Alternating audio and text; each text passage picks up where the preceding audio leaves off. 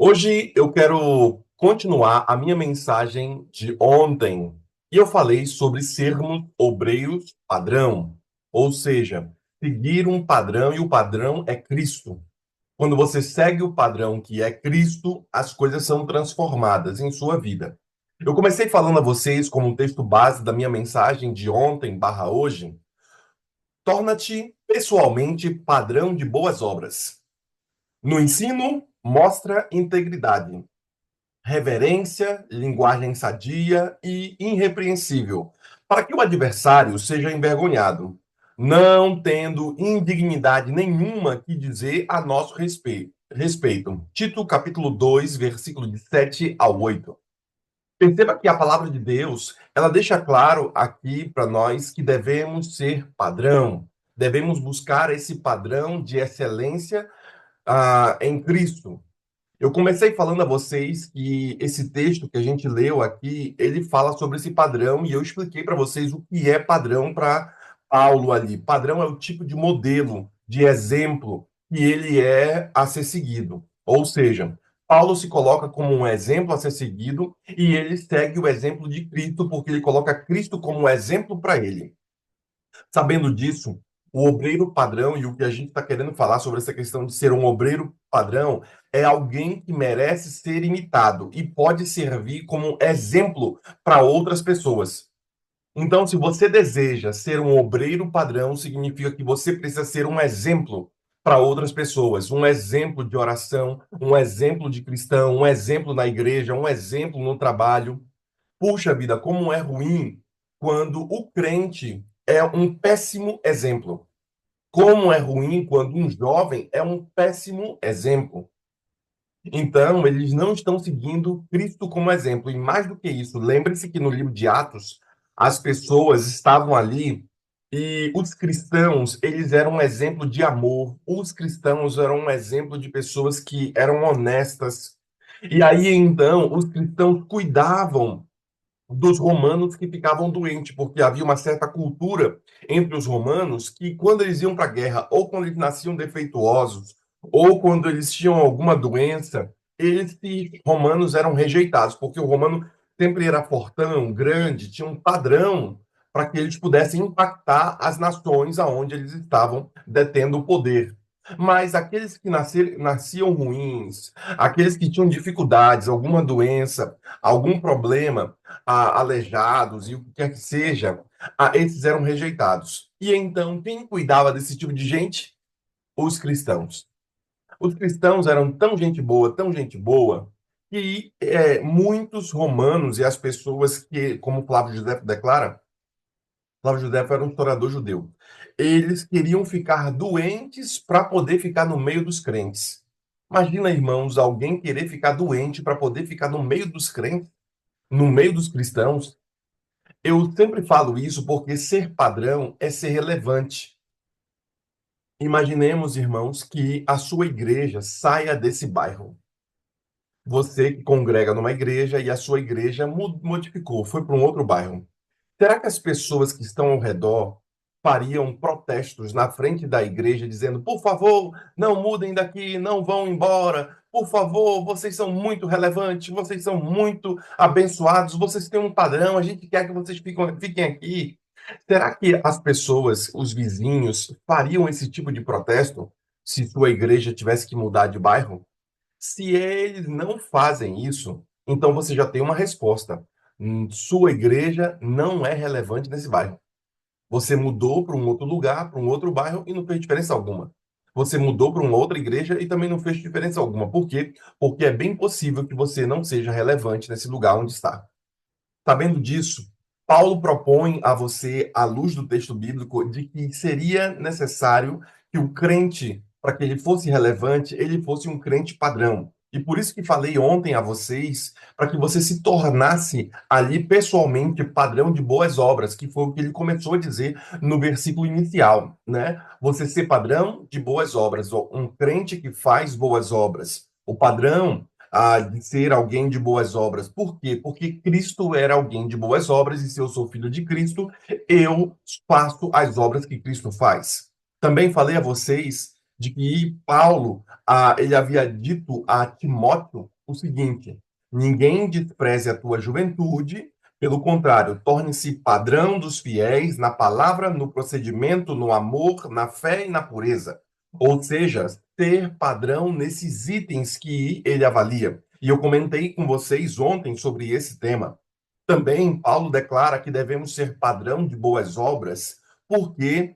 Porque ele diz que o Senhor deseja que nós sejamos assim. Como é que Deus deseja que sejamos padrão de boas obras? Vós vos confirme em toda boa obra e boa palavra. 2 Timóteo, Tessalonicenses, capítulo 2, versículo 17. Então, é um fato de que Deus quer que você seja conservado, de que você se confirme em toda boa obra. O crente tem que estar metido nas coisas que são boas. O crente não pode estar metido em coisas que são ruins. Por isso a importância de você ser parecido com Cristo, de estar envolto da luz. Por quê? Porque se você é um filho de Cristo, você não anda em trevas. Se você é um filho de Cristo, você não faz as coisas erradas. Você busca fazer as coisas que são de Cristo, as coisas corretas. Sabendo disso, compreendendo isso, eu entro agora na minha mensagem de hoje, falando a vocês que existem de fato algumas qualidades dos obreiros que são de Cristo. Você precisa entender que quem é de Cristo tem algumas qualidades. E eu vou intitular algumas delas aqui. As qualidades do obreiro padrão, que eu propus aqui como título de meu sermão, elas são algumas que são de grande relevância. Dentre elas, integridade no ensino, é o que o autor bíblico declara. A primeira coisa que ele diz no versículo dele é que torna-te pessoalmente padrão de boas obras, e eu falei a vocês ontem sobre ser padrão de boas obras, e hoje eu quero falar o que ele declara no restante dos versos. No ensino. A Bíblia está dizendo que devemos ser integrais no ensino. O que é ser integral no ensino? É você ensinar a palavra de forma correta. É você falar as mensagens de Cristo da forma integral. Ai, não vou falar sobre esse tema, não vou falar sobre essa outra coisa, porque senão vai atrair represárias a mim, as pessoas vão. Olha, é possível que você tenha que chamar a atenção de um irmão que está em pecado, porque você não seria integral, você não seria um crente integral. É possível que você tenha que chamar a atenção daquele que esteja fazendo as coisas erradas. É possível que você, querido irmão, seja alguém que se levante para corrigir. É possível que seja você, irmão, alguém que fale a mensagem de pregação de forma integral. O que é integral? Quando você compra um cereal integral, significa que ele vem com todas as coisas. Vem às vezes com um pouquinho de palha, vem às vezes sem ter ali o refinamento. Então você precisa ser completo. A ideia do integral é a ideia de ser completo, de ser verdadeiro. Não, esse aqui é um suco integral. Esse aqui é um alimento integral. Ele é completo, ele é verdadeiro, ele tem segurança, ele não foi extraído dele as coisas ruins ou as coisas boas. Vem como veio, integral, como a natureza trouxe. Então, quando você ensinar a palavra, você tem que ensinar toda a Bíblia de forma integral. Por isso que o apóstolo Paulo declara no seu versículo: olha, quando você for pregar a verdade, pregue toda, não fica pregando só a metade. Então, as qualidades de um obreiro um padrão é alguém que fala de forma integral. Quando eu subo no púlpito, eu busco falar aquilo que Deus colocou no meu coração, de forma integral. Eu não busco esconder algumas coisas de vocês. Por isso que às vezes alguns sermões que falo são mais firmes e mais duros. Por quê? Porque eu não quero dar só algodão doce para vocês aqui. Eu não quero que meus sermões sejam coloridos, bonitos, e eu, sei lá, ande de cabeça para baixo. Tem um monte de pregador e eles fazem sermões muito coloridos, muito bonitos, muito legais, mas às vezes não salvam. Muitos dos sermões não são integrais porque não chama o pecador ao arrependimento e não fazem com que a mensagem seja cristocêntrica. Eu penso que esses dois itens, pelo menos em meus sermões, eles precisam estar claros.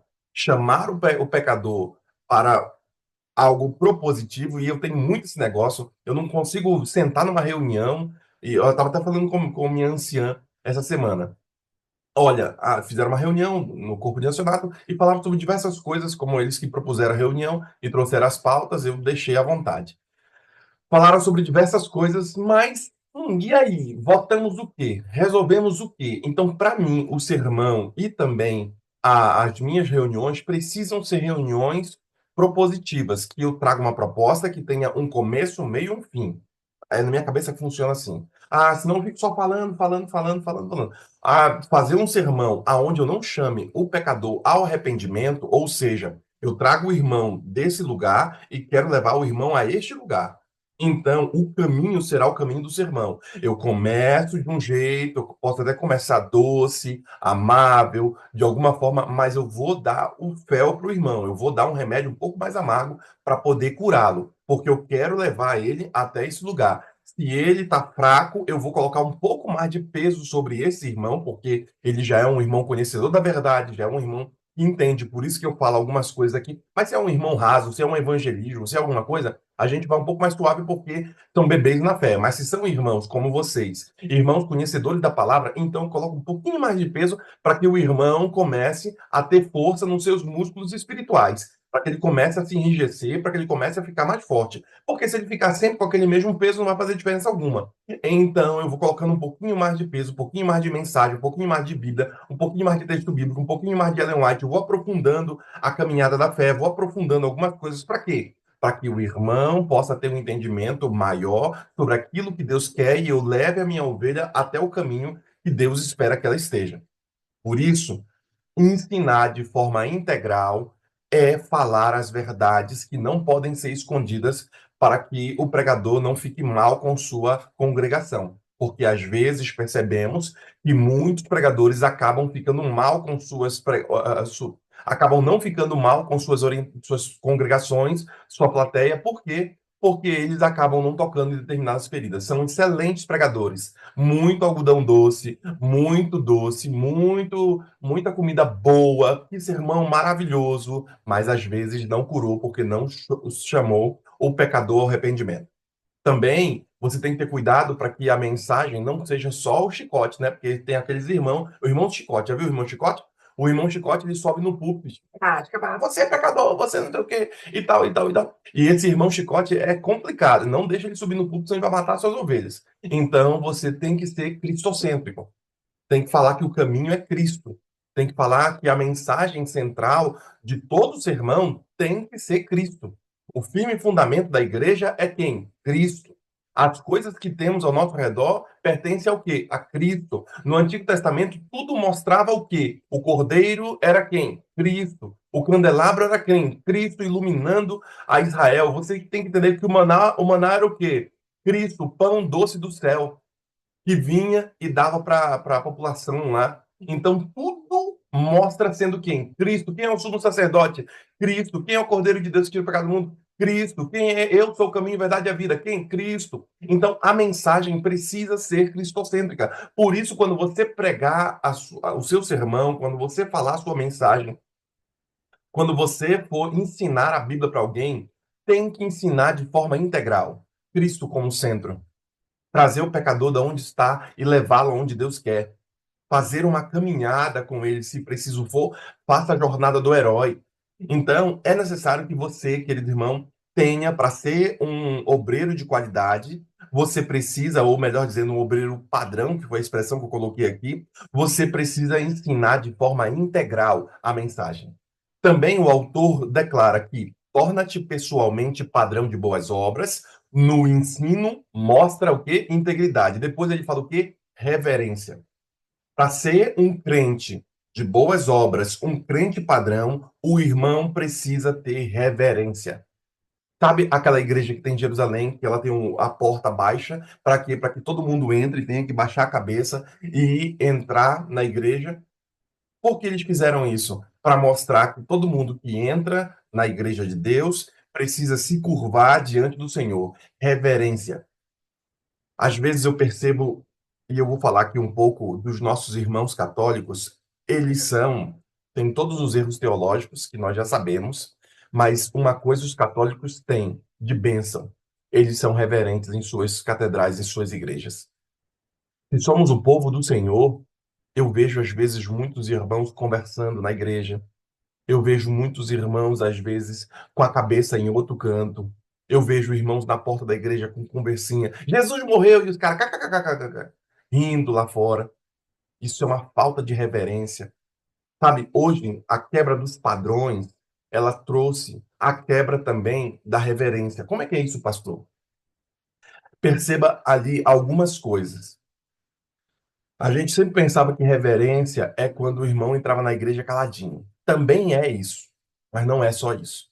Porque tem irmão que entra na igreja mudo e sai calado, mas ele fica o tempo todo no celular. Você, irmão do celular, agora é o momento de eu tocar em você. O irmão do celular é o tempo todo no celular, mas tá caladinho. Ninguém fala com ele, ele também não faz barulho nenhum. Ele entra caladinho na igreja, sai caladinho também. Mas é o tempo todo no celular. Isso é falta de reverência.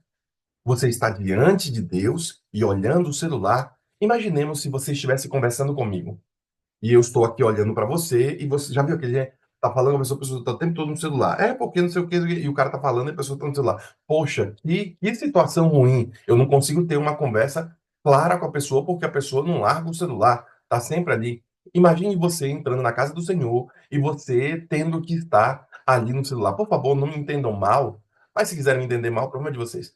Mas pensa o seguinte, eu não tô dizendo para ti que você não pode tocar no celular uma vez ou outra, tem que ter alguma coisa, mas entrar na casa do Senhor com o tempo todo no celular é complicado isso daí. Isso é falta de reverência. Às vezes algumas pessoas vão para a igreja com roupas chulas, entendeu? Uma roupa que ela usa comumente no trabalho, em alguma outra atividade. Separe, já que você está indo para um lugar santo, na presença de alguém santo, e você quer essa santidade para ti, então modifique até mesmo sua linguagem quando você entrar na igreja. Modifique também sua roupa. Algumas pessoas, eu sei que a quebra de padrões levou tudo isso. Você, por exemplo, hoje, se quiser comprar uma roupa boa, você acaba comprando uma roupa rasgada, sabe? Antigamente, fala, meu Deus do céu, roupa rasgada é uma roupa ruim, né? Pô, ela tá rasgada, eu não vou usar mais. A quebra de padrão fez o quê? Agora as calças têm tudo rasgo. Aí você tem ali aquelas calças compridas, né? Que elas já estão manchadas. Até falei isso sobre isso ontem. Tá manchada já a calça, já tá meio esbranquiçada aqui na coxa. Já é uma quebra de padrão. Então, perceba, querido irmão, que essa quebra de padrão também está chegando no lar das pessoas, chegando também na igreja, chegando também ali no âmago do ensinamento da palavra. E eles dizem: não, não tem mais padrão, pastor, não tem mais isso. Bem, estar na presença do Senhor é estar em reverência, e o cristão que é padrão precisa ser mais reverente. E eu percebo que os nossos irmãos católicos são melhores que nós, porque dentro das suas igrejas, das suas catedrais, as pessoas não ficam de risadinha. As pessoas falam mais baixo, vão falar mais baixo, tá aqui. As pessoas se orientam de uma forma correta.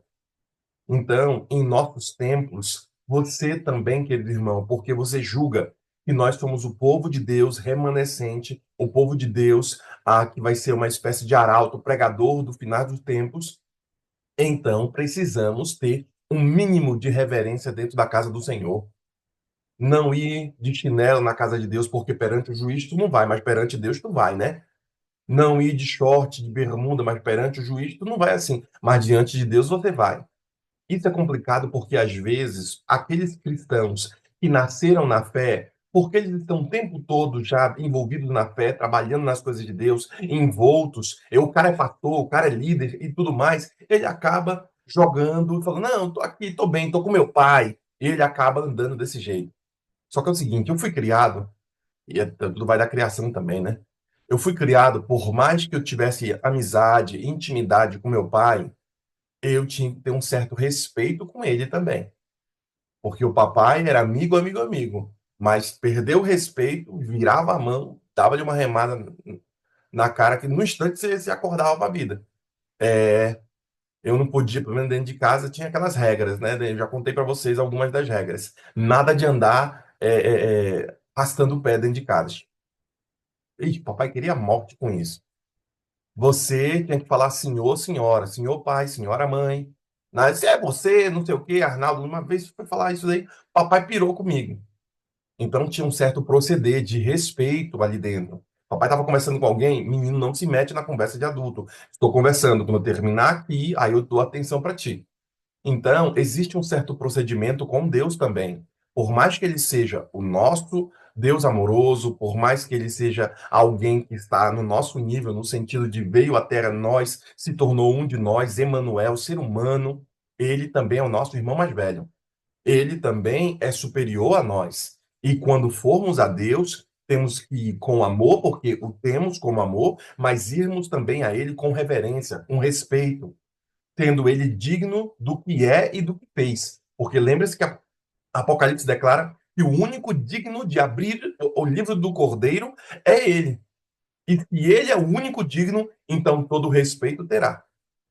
O problema está que alguns irmãos, porque vivem demais com as coisas da igreja e tal, acabam perdendo respeito ao Senhor. Acabam perdendo, como é que o Paulo diz aqui? Mostra no ensino integridade e depois ele fala reverência. Tem muito crente que está perdendo a reverência e por isso não é um crente padrão. Porque perde a reverência dentro da casa do Senhor, perde a reverência quando está andando, porque lembre-se, quando eu digo dentro da casa de Deus, é porque é o que se torna muito mais claro. Você está na casa de Deus, pô, respeita ele. Para de conversinha aqui dentro, para de coisa. Aqui dentro, seus pensamentos precisam estar voltados a ele. Agora, lembre-se que você também precisa ser reverente em outros ambientes aonde você está. Por quê? Porque a Bíblia diz que o seu corpo é templo de quem? Do Espírito Santo. Se o seu corpo é templo do Espírito Santo, então Deus habita em você. E se Deus habita em você, obviamente você precisa andar em reverência. Por quê? Porque a santidade está com você. Mas se você não anda em reverência na rua, você fica falando qualquer tipo de piada suja, você fica assistindo qualquer tipo de coisa errada, você fica trazendo, atraindo para dentro do seu carro, da sua vida, músicas mundanas, filmes mundanos que estão emporcalhando sua vida, nós já entendemos. Deus não está com você. Por quê? Porque Deus não habita em sujeira. Então, essa é a importância de sermos reverentes onde estamos. Lembra-se do que falei? Não precisa só ser pastor, tem que parecer um pastor, poxa. Não precisa só ser crente, tem que parecer crente. Às vezes vejo alguns ministros e líderes que eles querem, por mais que querem se parecer com a juventude, aí coloca aquele chapéu para o lado, aí pula, aí faz o que eles acham que ao fazer isso, eles estão ali se amoldando, se unindo, se tornando descolado com a juventude de hoje. Isso é um problema, porque estar envolvido, ser sal da terra, não é modificar o crente, mas sim modificar o alimento, modificar a terra. Ter luz do mundo não é modificarmos nossa luz, mas sim ter luz do mundo é iluminar aqueles que estão na escuridão. Às vezes, alguns percebem que para alcançar outros, eles precisam ficar dançando, precisam fazer isso, aquilo, outro, pintam as igrejas de preto, colocam a igreja de outro jeito, fazem não sei o quê. Eles fazem várias modificações para alcançar. E eu vou dizer ainda mais para vocês. A igreja romana se levantará. Por que a igreja romana? Falei ontem para vocês. Por que a igreja romana se levantará? Porque a juventude de hoje, escute, por exemplo, uns 10 anos mais para frente, a juventude hoje que não tem padrão, porque o mundo é um mundo sem padrão, vai se tornar uma juventude louca, como já estão, e esses muitos voltarão para onde? Para alguma coisa que tenha padrão e que nunca modificou. Qual foi a religião que nunca se modificou? Os romanos. Os romanos foram aqueles que nunca se modificaram. Continuam pregando suas heresias, continuam tendo suas catedrais, continuam com suas coisas. O padre continua com a sua roupa preta. Cadê o padre? O padre é aquele que tem a roupa preta lá e ele tem aqui as freiras, continuam com aquele jeito lá delas, entendeu? Castos não se casam e tudo mais. Então eles procurarão um padrão, alguma coisa que nunca mudou. E por isso que a igreja romana se levantará de novo. E lembra que a profetisa diz: a igreja romana se levantará de novo e eles farão perseguição ao povo de Deus e as fogueiras da Idade Média serão acesas novamente, como diz o grande conflito. Então você já percebe que o mundo não será um mundo voltado à loucura que existe hoje. O mundo voltará a ser um mundo de direita. O mundo não será um mundo de esquerda. O mundo não será o mundo da besta que surge do abismo. Ele vai ser da besta do mar. Então, essa união, essa força, porque o mundo vai terminar em religião. O marxismo é contra a religião. Então, não vai terminar o mundo em marxismo. O mundo vai terminar em coisas mais sólidas, mais seguras. E esses vão nos perseguir. Porque aparentemente vão ser falados como se fosse um cordeiro, mas eles serão como o quê? Como um dragão. É por isso que você precisa compreender que nós cristãos precisamos ser exemplo de quê? De reverência. Uma linguagem sadia. Ele diz aqui, olha, torna-te pessoalmente, está terminando, né? Torna-te pessoalmente padrão de boas obras no ensino, mostra integridade, reverência, linguagem sadia. O que tem de crente que não tem linguagem sadia aí? É muito nome, é coisas pornográficas, é linguagem chula. Você que é cristão precisa ter uma linguagem mais sadia. Por isso, Paulo declara: se você tem que se tornar um padrão, e o padrão são as boas obras, você tem que mostrar isso aonde? No ensino integral, na reverência e na linguagem sadia, ele diz. Então, o cristão precisa ter uma linguagem adequada. Não seja você o primeiro a xingar, não seja você aquele que vai estar falando coisa. Como você não é crente? Olha como é que esse cara está falando isso daí? De que é crente, ó. Não é de que é crente, suja o nome dele, suja o nome da igreja. Pode ser muito cristão, porque ele já tem um péssimo testemunho, ele nem fala que é crente. Por que ele não fala que é crente? Porque o testemunho dele já foi embora. Porque o vizinho sabe quem ele é, porque dentro de casa ele xinga. O vizinho sabe quem ele é, porque dentro de casa as músicas não são cristãs. Ah, é crente? É, eu vou para essa igreja desses crentes. Olha como é que esse crente é. Olha como ele anda, o que ele faz. Deve Deus e o mundo. Ele age desse jeito. Eu vou para essa igreja, vou nada. Ele suja o nome de Cristo e ele não é um obreiro padrão. Por isso a importância de você ter uma linguagem sadia e irrepreensível.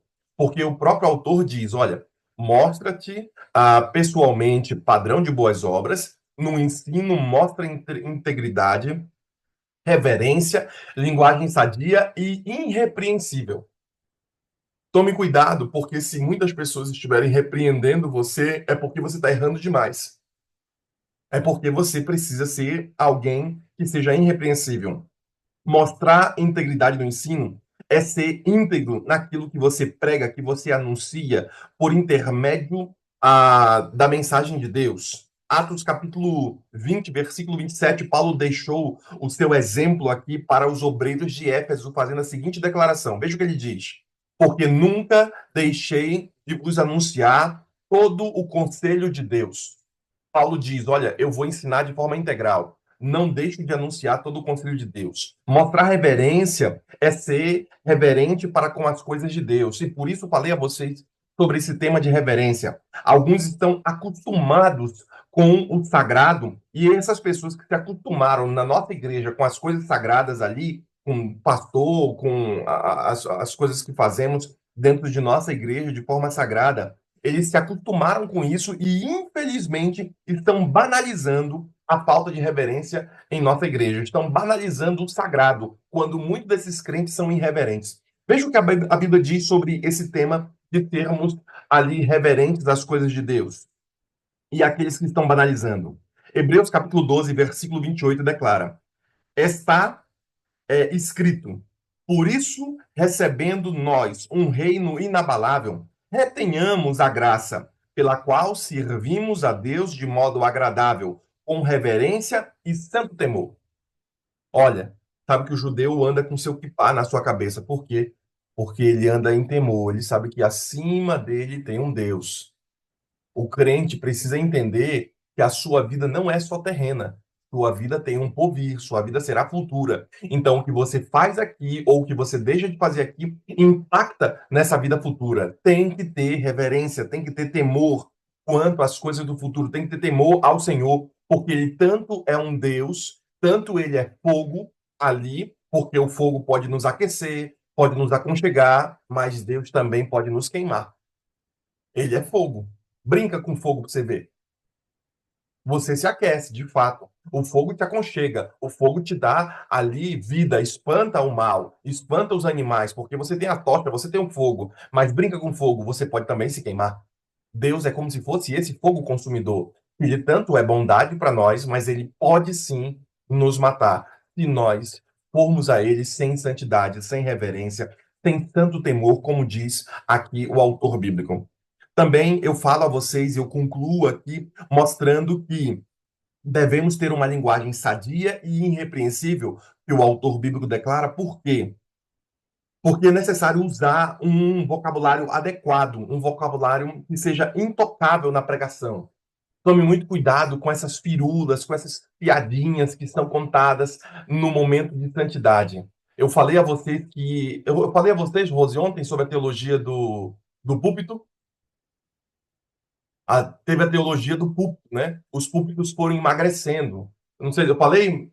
Falei? Então, os púlpitos eles foram emagrecendo. E aí, então, as pessoas perderam e se tornou banal a leitura da palavra na igreja.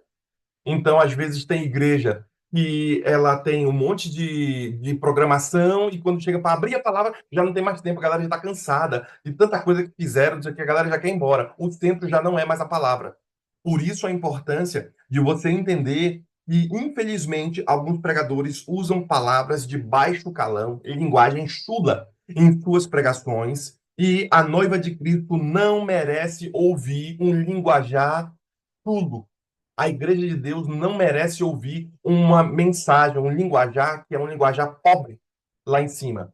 Por isso a importância de sermos obreiros de qualidade, de sabermos falar corretamente, sem linguagem chula. Colossenses capítulo 4, versículo 6, está escrito: A vossa palavra seja sempre agradável, temperada com sal, para saberdes como deveis responder a cada um. Você, querido irmão, não pode ser um irmão duro. Tem irmão que vai de 0 a 100 em um segundo. Benzinho, está aqui contigo. O irmão explode aqui. Você, de acordo com Paulo, precisa ter uma palavra agradável. Você tem que saber falar, porque às vezes boa parte dos problemas que você tem, querido irmão, nem é o que você está fazendo, mas é o como você está fazendo. Nem é o que você falou. Às vezes, briga que tem não é o que você falou, mas é como você está falando. Por quê? Porque você não está levando em conta esse tema que Paulo declara aqui, né? Tendo uma linguagem adequada para que você não seja envergonhado. Veja, a vossa palavra seja sempre o quê? Agradável, temperada com sal, para saberdes como deveis responder a cada um. Tem que temperar com sal sua palavra. Você tem que ter um jeito para falar. Tem que ter jeito para falar, rapaz, com os outros. Tem irmão que não tem jeito. É muito grosseiro, é bruto. Tem irmão que não sabe falar, parece que veio do mato. Você, querido irmão, precisa ter uma linguagem, de acordo com Paulo, temperada com sal, para saberdes como deveis responder a cada um. A vossa palavra seja sempre agradável. Então, se você quer ser um obreiro padrão, não, eu vou falar com fulano de tal, porque ele tem uma palavra certa para dar a mim. Você, se vai chamar atenção, chame atenção com amor, mas sempre de sua boca saia flores, de sua boca sempre sai a água da vida. Por quê? Porque você bebe essa água da vida. Mas se de sua boca só sai desgraça, é porque também sua vida é uma desgraça. Você está bebendo desgraça.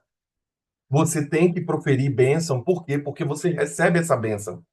Você não pode ser alguém que, por onde passa, tem caminhos tortuosos. Mas por onde você passa, precisa nascer flores. Por quê? Porque Deus habita em você. Sei que nem sempre é fácil isso daí, mas esse é o obreiro padrão. Então você tem que ser guiado por esse padrão. Concluo dizendo a vocês que o obreiro padrão, ele é exemplo de boas obras, como Paulo declara aqui. Pessoalmente, torna-te o quê? Padrão de boas obras. E não oferecendo motivo às pessoas se escandalizarem. Você não pode oferecer motivos que as pessoas se escandalizem de você. Por quê? Porque o obreiro padrão ele tem boas obras. O obreiro padrão só fala o que convém à santa doutrina. Então, se você vai falar, fale aquilo que convém à santa doutrina. Faça com que as coisas sejam ajuntadas e não sejam dissipadas. Que Deus ajude você, querido irmão, que essa mensagem de ser um obreiro padrão seja um guia seguro a você daquilo que você deve fazer. E Paulo, ao declarar essa pérola a Tito ali, que seja um momento que ele esteja declarando para você também, para que você seja bênção por onde você passar, para que você seja bênção na igreja, porque Deus está te chamando, Deus está propondo que você seja essa bênção e que você seja um ajudador da obra do Senhor. Que Deus abençoe você e que o Espírito Santo esteja a guiá-lo sempre. Vamos orar?